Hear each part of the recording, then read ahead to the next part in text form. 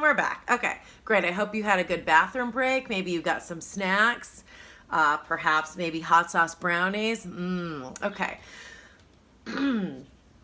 Here we go. So she is now fasting and has to take laxatives because she fucked up her body from fasting for so long. And intermittent fasting is healthy, but the way to do intermittent fasting is you do it for 14 to 16 hours max, and that includes when you sleep at night.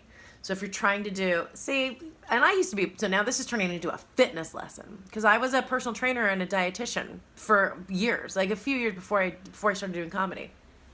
And so intermittent fasting is good, but you want to do like stop eating at 8 o'clock at night and then don't eat again until noon the following day. Like that's how to do it, right? This 48 hours, I mean, you know, what are we, Christian Bale preparing for a role? And that is that's a Hollywood reference. What, are you trying to win an Oscar? Okay. Focus, Wendy. Okay, so she starts taking Dulcolax. Once I realized I could use Dulcolax to, 1, make food pass through my system more quickly than it should, and 2, cause nausea and cramps that made eating seem unappealing, I started overusing it. That's true. When you're violently ill and your body's cramping up, it's when I had food poisoning. You're just afraid to eat. So, I mean, she's not wrong. It is great for that. Okay. I started overusing it, especially if I feel like I've eaten too much and want to feel empty again. I take it to induce diarrhea. I act fine in front of my roommate, even though I have to sneak off to the bathroom frequently, and I have to throw out multiple pairs of pants and underwear because I haven't made it to the bathroom fast enough. I take the pills out of the box so the label's not visible, and I hide them in the back of my medicine cabinet so that my roommate doesn't see me. Or doesn't see them, sorry. And I do my best to wait until she is asleep to use the bathroom. That's cozy. Just holding liquid diarrhea in your bowels. Also not good for your digestive system. I mean, taking the pills in the first place, but I mean, God. That's the shitting yourself is, I mean, I've had that happen where, like, and this is very gross, but it's true, where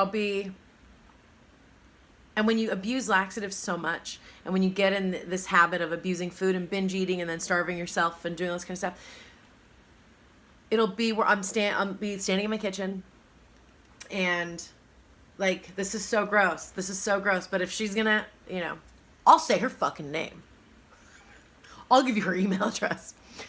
But I'll be standing this has happened more than once, where I'm standing in my kitchen having coffee, stretching, and wearing like a t-shirt or like a little pajama dress or something, either with underwear on or without. It's real fun without.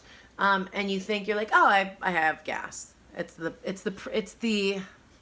beloved pre-shit fart. You know, like the good where it's like, yeah, and you're like, oh, we got one coming down everybody loves shitting. And 100% of the time, if you feel constipated, we can all be, whether or not you've abused laxatives or, you know, you binge eat, have an eating disorder, we all love a nice solid BM. So I'll be like, oh, here comes this morning fart, and then this is so gross. And then and then just liquid comes out of your body. And when it's in underwear, it's gross, because then it's in the shower. When you're not wearing underwear, it's even more gross because it's on your floor. It happened when I had food poisoning. Fucking what a night. Sorry, that just was like, I can't eat anything. I looked so good. Didn't I look good? Go back a few videos. Oh, I was just like bones. Ooh. Go back to the pro Anna video I posted where I was wearing a bodysuit. What a fucking, anyway. Okay, back to let's talk about this person shitting themselves, okay? Where am I in this email? Oh, great. I lie and say I had to throw away pants because they got holes in them. I've even soiled myself during class and had to pretend like nothing happened until class was over. I use caffeine pills, coffee, and nicotine lozenges to suppress my appetite and give me energy to do the things I need to do.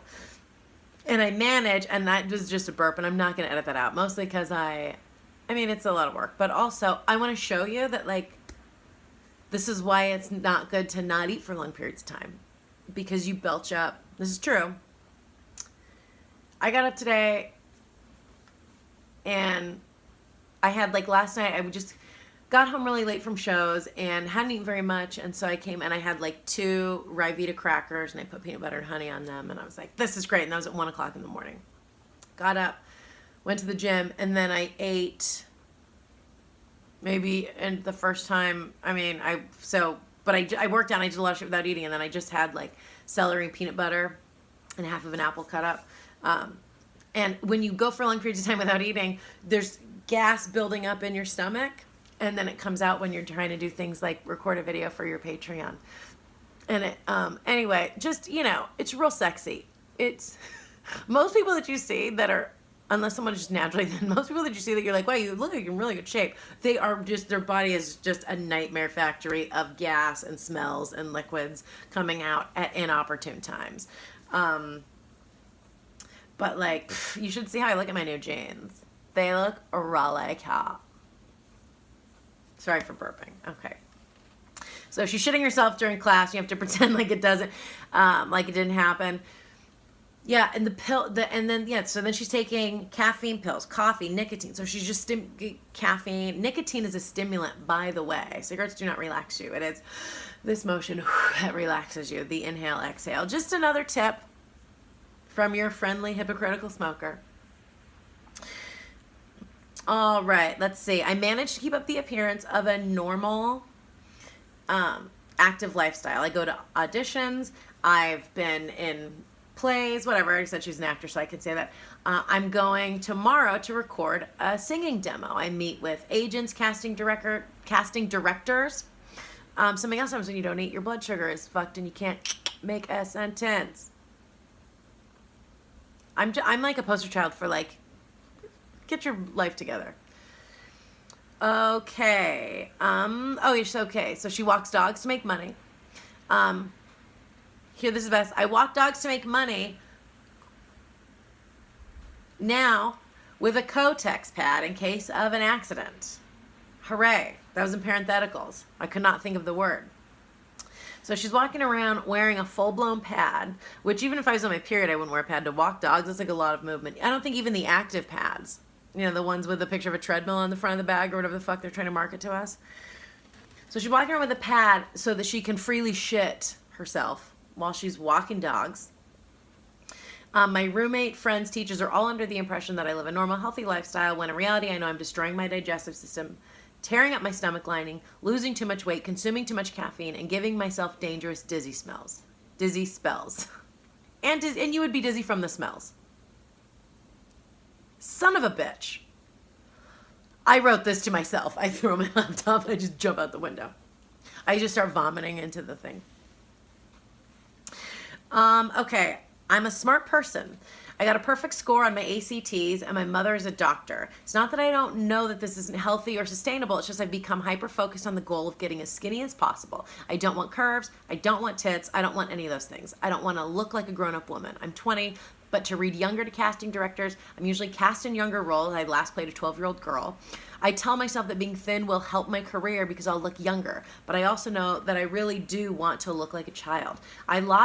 Here we go. Get ready. I lost so much of my childhood and teenage years due to mental health issues, as well as issues with a concussion and Ehlers-Danlos syndrome. I wish I could get those years of my life back. And due to the OCD, I've come to look at sexuality and being looked at in a sexual way as a bad and dirty thing. So I'm secretly wreaking havoc on my body to make it look like a child's instead of a woman's. Okay. So, how interesting that she knows exactly, and this is, I think, most people in any of their addiction, any type of destructive addictive behavior. It's almost more dangerous when you're aware of it, and because you're like, oh, I know it's wrong, and she knows fully why she's doing it. She knows 100% she's doing it to look and feel like a child, because she feels like she missed out on her childhood because of all these other problems that she had and issues that she had. Now, what I did not ask her, because I'm not her therapist, but would be interesting to find out exactly what, I'm going to wait till if I sell a show and I get a bigger budget for this, you better believe I'm asking these people some therapy questions. I'll be like, look, here's a big old check, but I'm going to send her $20 and that's from you guys. So thank you for helping me pay her. Just the fact that to be in something and know it's not good, but then the drive to say, okay, I know why I'm doing this. I know why I'm destroying my body, but I don't care and I'm going to keep doing it. It's a very interesting place to live. And I understand because we get in these routines, and this is something that I'm dealing with this right now with the food stuff and with everything. And especially food, the reason people do it, there are so few things in life you can control. So few things. You can control one of my favorite quotes, attitude and effort, hooray, right? So how you respond to something and how much effort you put into something. You guys know what those words mean. The other thing you can control is your body to an extent, right? If you get in an accident or something like that. But for the average, just healthy person, you can, if you I would like to lose 5 pounds, you can do that. You eat differently and you move your body more. It's mathematics, as science. If you take out the emotional part, which if she were to take out the emotional part, she could stabilize her body, but she's too wrapped up in the emotional part, and she's aware of it. And I think that's where a lot of people think no, I know. And it's okay, but so then stop. But so the next thing is stop doing it. And that's something that you have to want to do. It's like any other addiction, But the food thing and eating disorder, because that's for me when I feel, and I'll feel myself go back to it, where things just feel out of control. And that's most people in their lives feel out of control because there's not a lot you can really do, And so when things start to spiral and you feel overwhelmed and stressed, people with the food will either binge eat food because it's, that's something that they're I can do this, or alcohol, because you're I can put this in my body and I can feel a certain way. I can change the chemical. I may not be able to change my immediate circumstance and the thing that's happening, but I can give myself the chemicals and the sensation that things are okay and that I feel calm, instead of dropping the habit and sitting in being uncomfortable and being okay, why am I uncomfortable?